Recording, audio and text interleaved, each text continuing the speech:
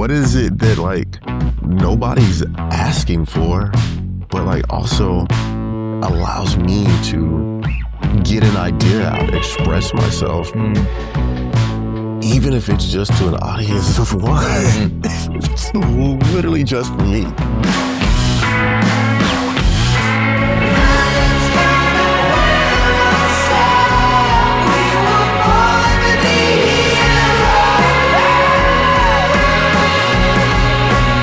It seems exponentially easier for me to look at Jonathan and go, man, I get it. Don't stress about it. Man, how much different would my day be, though, if I could say that to myself? And I think that, like, honestly, man, it's maybe very timely for me to even be having this particular conversation because that's something that I've been, I think, I've been trying to be more mindful maybe than I've ever have before, which is like having a goal, be working towards something, having this idea that I'm like literally in the midst of like trying to like bring to life, take outside of myself and then put it into the world and see what people think about it. You know what I mean? And like, I feel like over this last year or so for me, and maybe even not in the last year, maybe 6 months or so, it's been like, oh, what if I just get focused on what is happening in the moment and not so hung up on like what will become and or how it may be received. But like really, you know, we're talking about just like enjoying like the journey of it all. Why do you think and I was going to say for us proverbially, but it's better if you just answer for yourself. Why for you, if it has been, is it difficult to focus on the journey? Because I think that I have like this ability, maybe it's a bit ability to like already see what has become, right? That literally no one else is living inside of my head and encountering, but like, I feel like the gold or the things that I'm looking to build, like it already exists. Right. Like it just is. And a lot of times I feel like 15 steps ahead of like where I actually am in the world. And I think that being able to kind of ground myself even more to the present, the now, the not getting hung up on whether or not something's going to happen in the timeline that I have for myself and just letting what will be. Do you find that, maybe I should, I find in my life, very much to your point, like I can, we somewhat jokingly, somewhat serious. We probably have like 43 people in the world that listen to our podcast. Okay. In my mind, I can see the day when you're going to log into HBO and you're going to watch the next episode of Real with Rocky, right? Like I can see, it's going to, I know. Like, I see myself in the archives already. You know what I'm saying? Let me go back. Yeah. Like let me go back to episode 1 and see what it was, right? Like, but I find it's really hard for me to trust the process of the now without inviting somebody to join me in the process. So like, I'm with you. I can see what it could become and what it's going to be, but I get lost in the idea of the becoming. Yeah. But I only ever find myself present in the being when I invite someone to come with me. Yeah. Because it forces, it's whether it's tactical, whether it's because it requires conversation, it allows me to come back into like, oh yeah, but we're both here. I think that my version of that, which has been, I would say, a defining characteristic of particularly my entrepreneurial journey, is there's this thing that happens to me, Rocky, where when I am out and about, particularly I'm in Fort Worth, right? Okay. At the coffee shop, getting my car washed or whatever, and I'll have someone come up to me and they'll say, Jonathan, thank you so much for what you doing for the community, in the community. And it's one of those things that it's like a little cringy for me. Not because it's not incredibly flattering for someone to say and to think that, right? But it's almost like that's not necessarily like bringing along community is not necessarily like what I've like woken up and been like, I'm going to be the man of the community. Yeah. You know what I'm saying? Yeah. However, it would be incredibly dismissive of me to not recognize that like other people are recognizing me in that way, or that's how I'm being perceived, right? And because of that, I think that like it's been cool. Like one of the things that's been cool is like I've always kind of just felt like, particularly in my entrepreneurial journey, I've just felt like I've got a community with me. You know what I'm saying? And that has been a definitely a leverage point. But it's almost like, well, how else was I going to do this without, without the support of the community? Because I can't do it by myself. You know what I mean? And so that to me is something that I kind of maybe I don't know if grapple with is right as much as like, okay, whatever I'm putting into the world, this is regardless of how or why, it's being received in a certain way. And I just need to understand that. Yeah, it would be a miss to tell someone, nah, that's not why I'm doing it. Yeah. Right. Yeah. It's like telling someone their experience isn't real. Your experience is right. Because I didn't live it. But the truth is, for me, is I think that I have a really deep desire to take what's living in my head and ideas that I get fixated and probably more obsessed than other people do. I have a desire to get it out of me and into the world in different ways, creatively, if I can. And it lands. And when it lands, you don't necessarily get to choose how it lands, you know? Yeah, I agree with that. So I think you said earlier, thinking about something you're grappling with. So I would love, what is something that you would say is hard in your world right now? I would probably say back to what I just mentioned, is like this living almost like in the future, but alone. Okay, so let's go. Let's take what you said earlier and take this together. When I live, and I'm 100% putting words in your mouth, and you spit them out. Okay. When I live in the future, it tends to be alone. When I live in the present, it's with. When I live in the future, it tends to be in community. When I live in the present, if I'm in my head in the present, it's more alone. Tell me about that. Yeah. It's almost like a feeling sometimes, and this is not my everyday, but this is something that strikes me quite a bit of like, I'm working on something and I'm building something. I have an idea, and if I can just get it out, like right now, the moment feels lonely.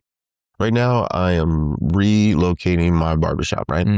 I started this barbershop about 11 years ago. 12, 13 years ago, this was an idea. Put it into the world a decade ago. The community responded to it. Said, like what you do. All right, that was 10 years ago. I'm going to do the same thing, but now I got a lot more information, right? What is that going to look like? I got an idea, and I think that it's going to help shape community in a way that I saw this hypothesis that I had a decade ago shape the community. And I think I can do it again, but I got a lot more stimulus over the course of this last decade of learning, growing, bumping my head, making good calls, making bad calls, making a lot of mistakes, but iterating. And I feel like knowing that and sitting in it can feel lonely in a lot of ways. But I feel like what I've got kind of up my sleeve and what I'm working on, this next iteration of entrepreneurship and things that I want to bring into my community, I feel excited for what the future holds. And I know that it only will thrive, not because I'm brilliant, but because I think that the community will also go, I like how you moving. I like this for me. And that's the thing, like, it's not like when people tap into something, whether it be entrepreneurially, whether it be a politician, they're tapping into like what's inside of other people. Like they're saying like, what's inside of me, understand something about what's inside of you. And I can communicate that effectively, whether that be through product or service, or whether that be through a campaign message. I 100% agree with you. However, I want to, and I know we just met, but I think I want to call out something in you that feels natural for you, but as an outsider observing, I want to make sure that you recognize how unique that I think that it is. Your ability to recognize that you have a vision or a pursuit of something that not only checks a box inside of you, but may in fact check a box inside of someone else for the benefit of good is very different than my skill or ability to understand what checks your box and then to do things necessary to get you to go where I want you to be. The reason that I think that is true is because I've identified in my own journey that there's something really, really powerful about bringing people along for a ride. Right? It's invigorating, but it's also a little scary to think that like, yo, I've got an idea and I want to bring this idea to life. And that idea has the ability to also like very dynamically impact other people. Right? And the way that I think that a lot of my motivation in some ways is a belief that I have that like, yo, if my idea works, it's going to be real good for you. And it's going to be real good for you. But I think that's the thing that I want to encourage you in, that I think that's the unique part. Cause I won't say any names, cause anybody who's listening, I don't want to be polarizing to whatever you think about your own life. I'm not convinced though, because we talked about art, we talked about entrepreneurship, we talked about politics, or politicians, we should say. I'm not convinced, we'll use politicians as an example. I'm not convinced all of them believe the thing they're telling everybody else they believe. Oh, that's true. That's real. But I do think most great campaign managers know what checks the box in you, and they're going to make sure you believe my desire is to check your box. And no, my desire is to make you believe that if your box gets checked, you'll be with me. And that is absolutely counter to what you're describing, which is my encouragement to go, I don't think most people go, I have an idea that may in fact check a box in me. Oh, and I believe it could be so good for you too. That is altogether different. But also, I would love for it to be great for you. But I also understand everything that I want, everything that I desire, whatever my taste is or the experience that I want to create, may not be. It might be for everybody. But as a business person, I believe that there's enough people that will fuck with what I'm fucking with. That's right. And I don't need 1,000. I don't need 1,000. I need 63 or whatever, right? And I think I think there's a lot of value. What is something in you that you believe to be deeply true that sometimes feel like gets missed by other people? I deeply care about the humanity of people. And I think that what can get lost particularly as a business owner, as someone who employs a lot of people, is every single person that's ever come and worked for me in any capacity. Like, I remember, one thing I never forget the first day I met you. I never forget the first day I met you. I never forget the hope in someone's eyes. I never forget the sense of like, okay, maybe this little dream of yours that you got going, this barbershop or this hotel like, maybe this thing can be a thing that helps me get to that next place in my life. And I don't know, I can recognize my own dreams. I also recognize the dreams and the hopes and desires of other people. And honestly, man, like, more than anything, like, I want to see other people be able to realize their dreams, because in so many ways, I've had the opportunity to do that. And when I say realize dreams, I mean, just have an idea that I don't know whether or not this will work, but then see it be able to have an impact on other people's lives.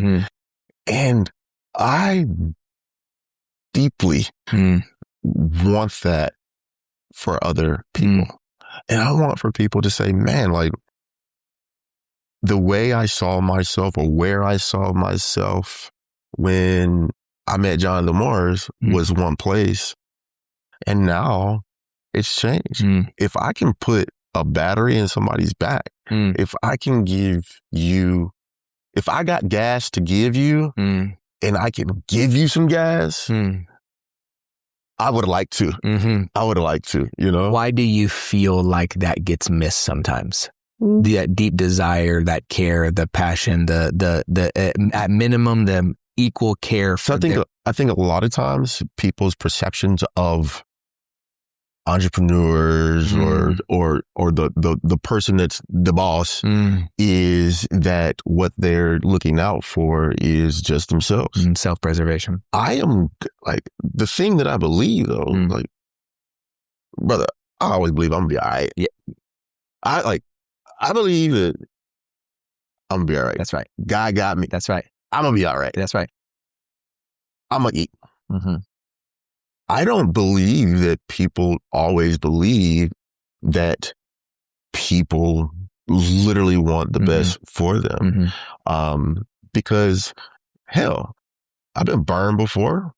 If people are burning you over and over, and your expectation is that, like, oh, the guy that's calling the shots is, you know, just another one of them, like, then I can understand that. Like, I get that. But also, man, like, it's just so important to me that I'm living the life that I want to live. And part of that just happens to be that, like, yo, I want to create some opportunities for myself. Because I believe,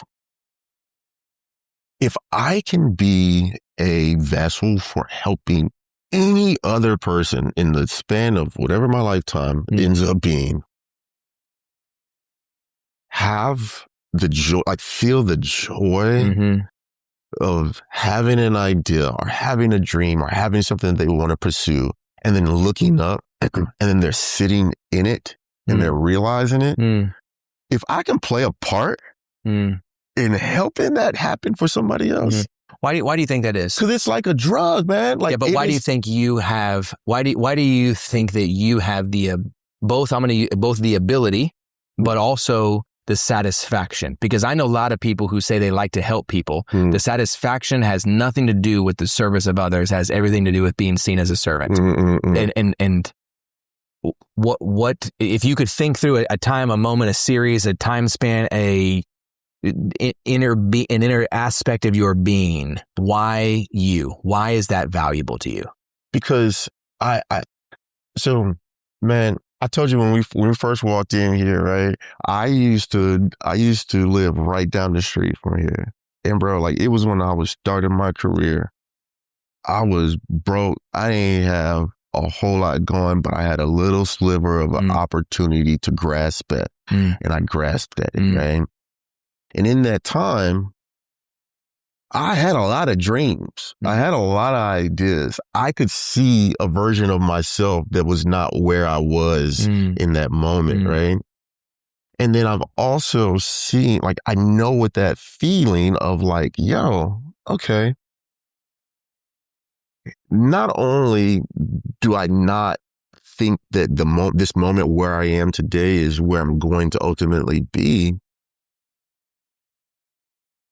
but like, if I can play any part in that transition, not giving anybody any handouts, but like if I can play a part, because I think back to the people who played a part in helping me get there. And so many of those people don't even have no clue that they are those people for me. And a lot of the times, it wasn't even a matter of an opportunity that they might get me. It literally might have just been me seeing them. Like, brother, I tell you, man, like one of the most impactful things for me growing up, when I was a kid growing up, my parents, they used to subscribe to Black Enterprise magazine. And Black Enterprise has been, I don't know, they don't have a print.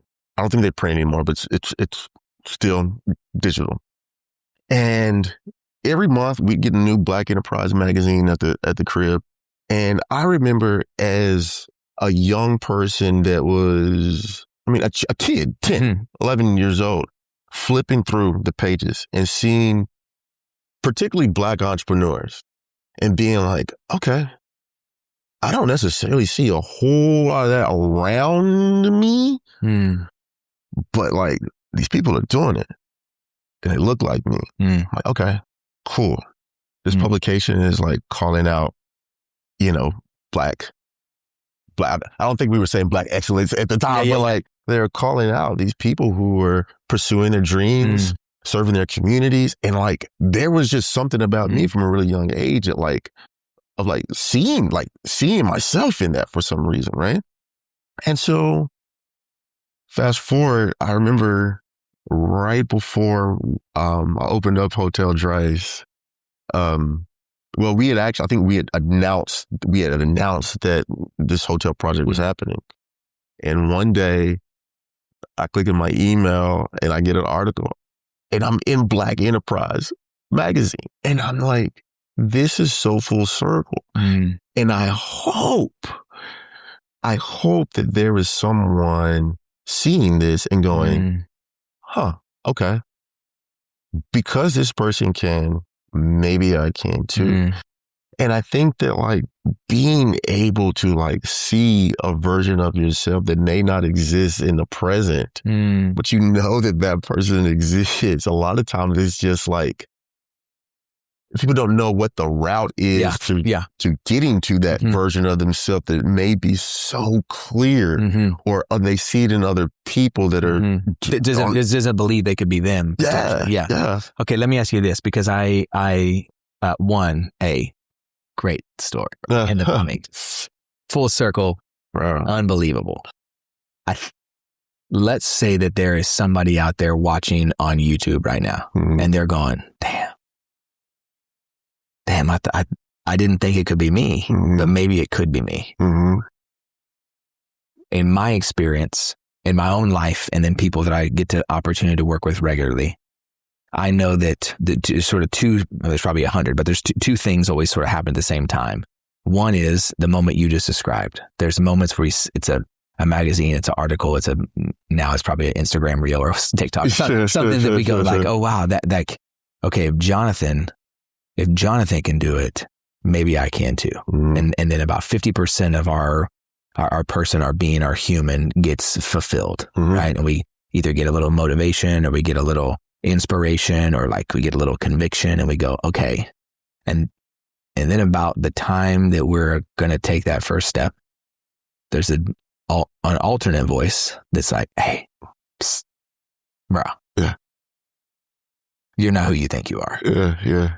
For you, because I want to make sure that the listener out there who is currently seeing themselves in you, who goes, okay, if he can do it, I can do it. I know for a fact 24 hours from the time they listen to this, there's going to be an alternate voice. For you, what has been or currently at times is a lie that you can tend to believe, or at least at a minimum, a lie that sometimes our brain can sort of default into about ourselves that we have to be reminded to sort of yank ourselves away from? A lie is that you alone are going to get there by yourself. A lie is that the person that you're seeing being in the space that you want to is so much more intelligent than you are. I'm gonna get real cliche. Come on. Anything that you want to do, you can do, right? Okay. That doesn't mean that it's going to come easy. What and how people classify what a resource is so skewed. And a lot of times I think a lot of that lie is that the resource that you need is money. However, a lot of times what people don't realize is what resource they have. A lot of times it ain't going to be that you got deep pockets or got a family with deep pockets to build dreams, right? But a lot of times the resource people have is time. A lot of times the resource that people have is relationship. A lot of times the resources that people have is proximity to or access to the unlocks that will get you close to wherever you're trying to go.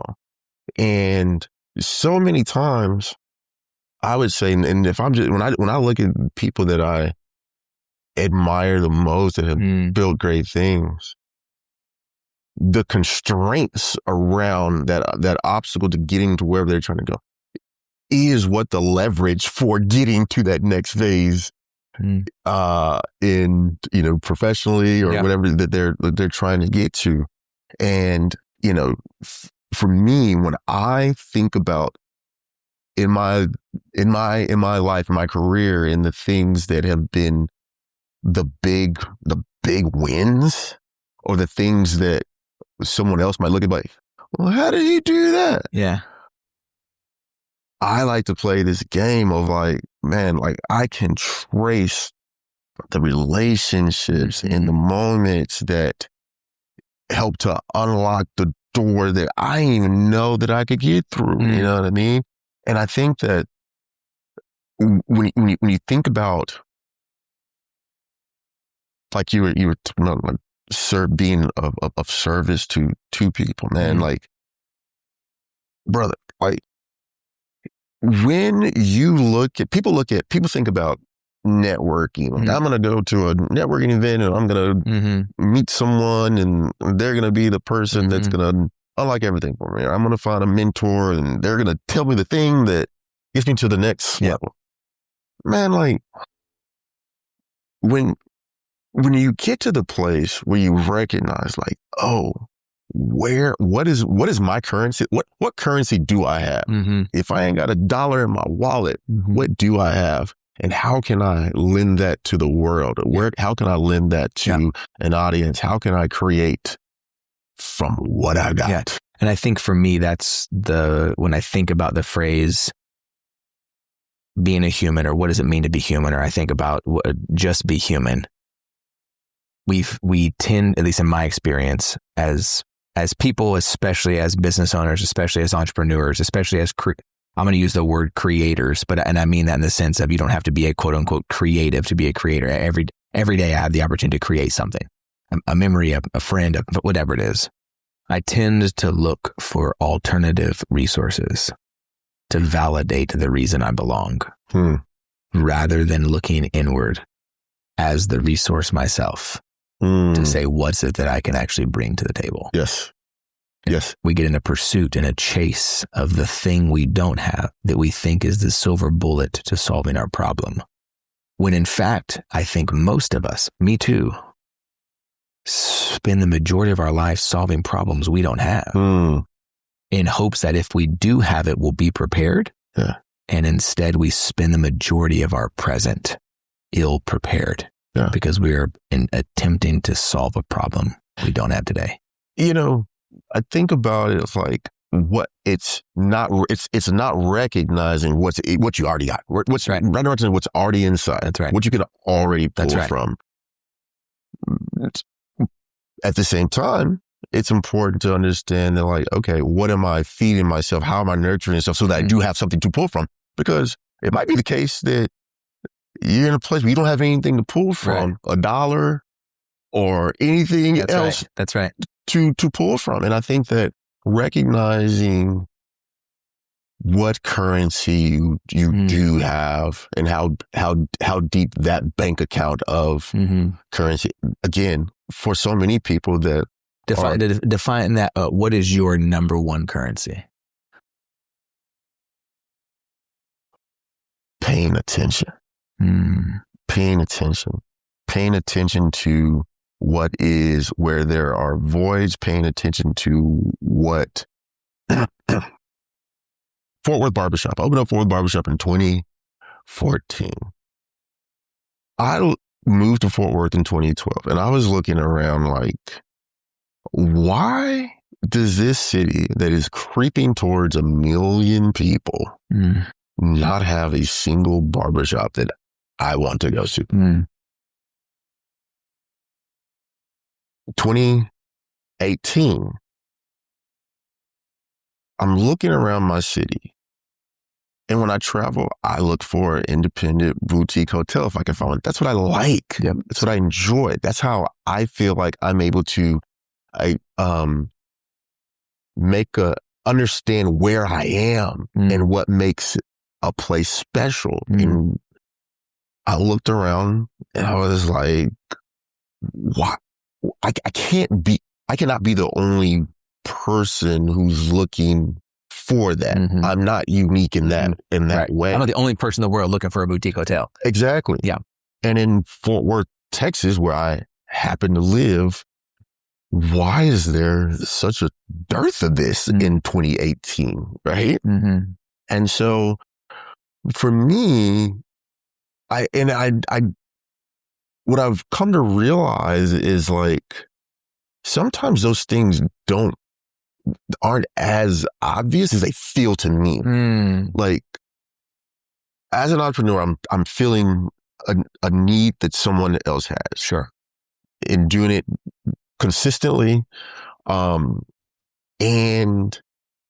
with those particular businesses, it just, at the time, it just felt so obvious to me that there was a blank space. And it was kind of like, well, nobody else is doing it right now. And I'm here. And quite frankly, like, I want to continue to like to live here. And so, like, what are the things that I can add to my life that will benefit other people also?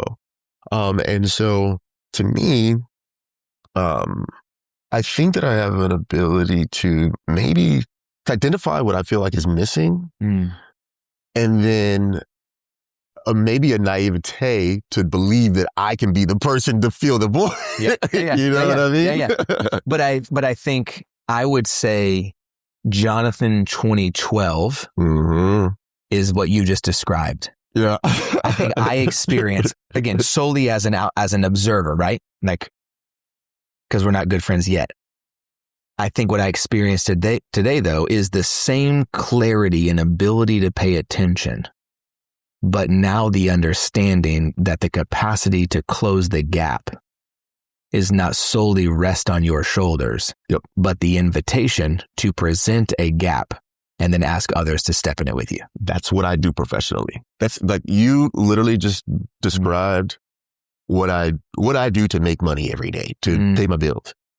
is to identify what's missing and understand that I can build essentially a coalition of people to drive the idea home and into reality. That's what it is. That's all it is. And in between, a lot of frustration, a lot of challenges, a lot of checks, a lot of invoices, a lot of yep. And that to me is, I don't know, like it's there's something that, bro, like I remember being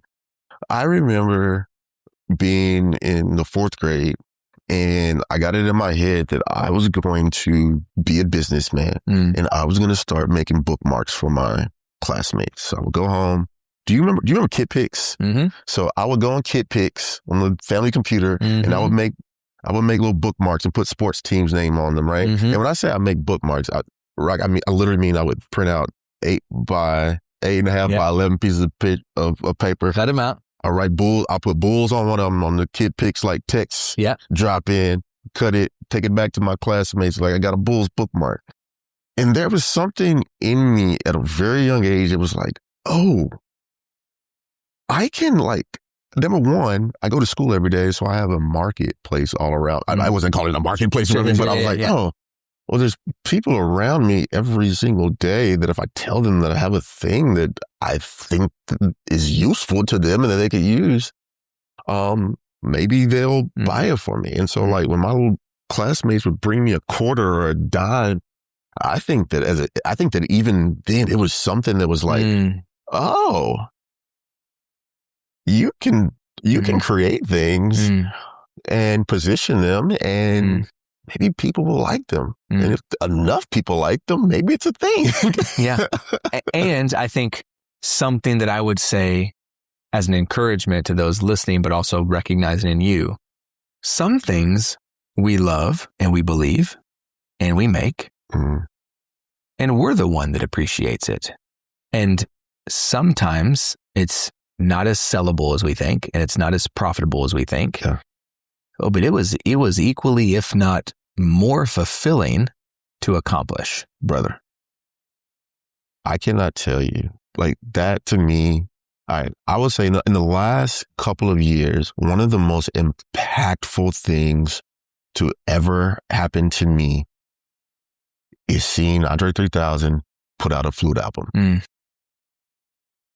Because like when I tell you, I enjoy commerce. I enjoy that I can have an idea, take it to market, and it be a profitable center that helps me build a career that I want to build, a business I want to build, employ people, them build careers that they want. I love that. It's within me. But there's also something in me that loves just creating. When Andre put out this album, well, first of all, just to preface, Andre 3000 has always been my favorite rapper all time. And if he said he's putting out he's put out a solo rap album, I'm first in line. But when he told me, essentially, it was like when he put this album out, I heard about this album, it was like he was speaking to me. Hey, I know you love what I do, but I am also propelled and motivated by and intrigued by a completely different form of expression. And that to me was almost like permission to say, you know what? Yeah, here's the things that I do professionally. And by the grace of God, there have been a lot of people who have said, we want that thing from you. But that is not the extent of my self, you know? Haircuts in hotel rooms are things that I love positioning, but like, it's not the end all and be all of the things that I would love to create and put into the world. And quite frankly, you know, one of the things that I'm looking for identifying is kind of like, what is my flute album, right? Like, what is it that like nobody's asking for, but like also allows me to get an idea out, express myself, even if it's just to an audience of one. It's literally just for me. And so going back to that feeling of, you know, someone coming up to me and being like, Jonathan, thank you so much for what you do for the community. But like also it kind of emphasizes to me is like, okay, Jonathan, like, okay, some of these acts of yours are absolutely community facing. They're for the community, and the community hopefully is better because of them. But like, what's my flute album? Like, what is this? What is the creative act, if you will, that literally just nurtures my soul. Okay, so let me ask you this. I'll let you go after this. For you, taking all that, because I think this is a beautiful segue. What do you feel like makes you human? Understanding that like my identity is not solely in just what I export for myself and other people get to experience. But my identity is in the joy that I feel in things make me feel alive. Earlier this week, I went to the rodeo in Fort Worth. It's rodeo season in Fort Worth right now. Big time. Big season for us in Fort Worth. I know. Everybody's bringing the fits out. And I told my wife when I got back, I took my barbershop team to the rodeo. I told my wife, I said, the rodeo makes me feel like a kid. And I love the way, I hadn't thought about this until you said it in this way, but like, I love how human it made me feel, right? I love the spectacle of watching someone else's art, sport. Chaos. Legit Pure chaos.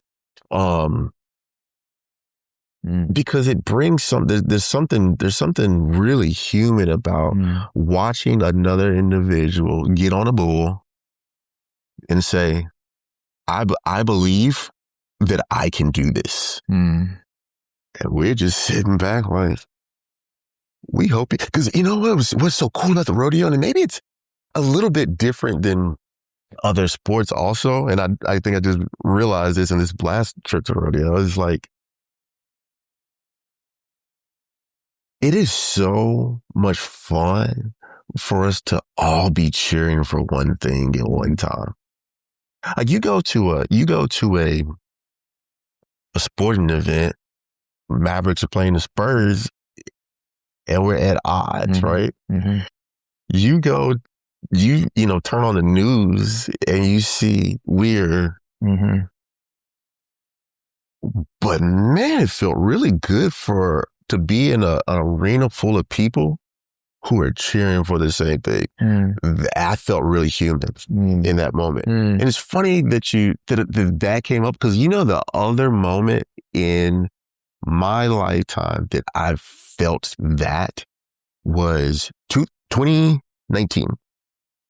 The first week of November 2019, me and my wife went to New York. We were celebrating our anniversary. Just so happened, it was the same weekend as a New York Marathon. And I'll never forget, we were in Williamsburg, Brooklyn, standing on the street and just watching these runners, people run a marathon.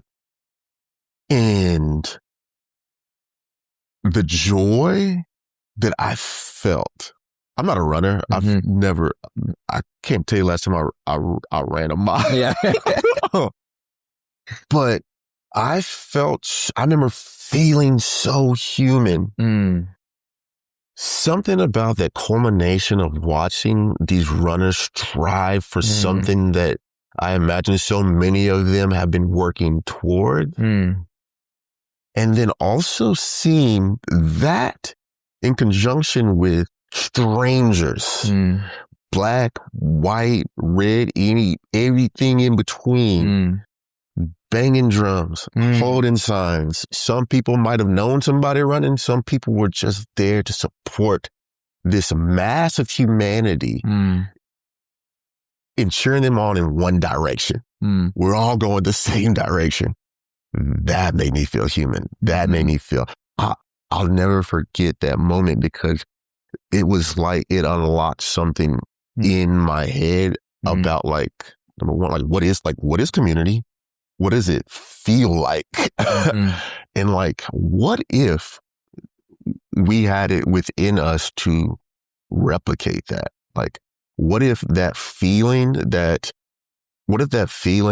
I had in humanity, someone could feel whenever they check into Hotel Dryce and they're in Fort Worth for the very first time? What if we could dose that out? What if a guy or someone who's never felt comfortable coming to a barbershop could what if I could remember their name and speak to them in a way that makes them feel like they're a part of something, like they're in a marathon, like they're running a race. I believe that if I could dose that out, if I could give other people that feeling, that spectacle of pulling for a guy on a bull or cheering someone that you don't know on running a marathon, and we could both give and receive that, I think it could be really dope to build businesses on that. I think it'd be really dope. And quite frankly, I think the residual of being able to get to a place where we could do that, and I think that in some ways we're doing that. I think that the residual outcome of that is there's a lot of upside. I think it pays. I don't disagree. You know? Yeah, to be human means to have experiences where the sole purpose of our presence is to be for one another. Bro, what if? What if? What a world.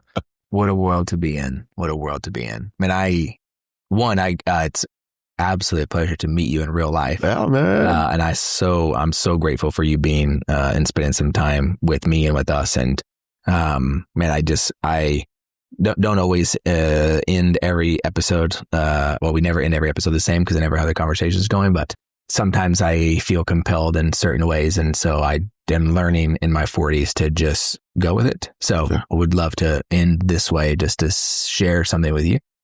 I am highly confident that there are lots of folks who will watch and see and listen however they get their podcast that for the first time in their life are going to see themselves.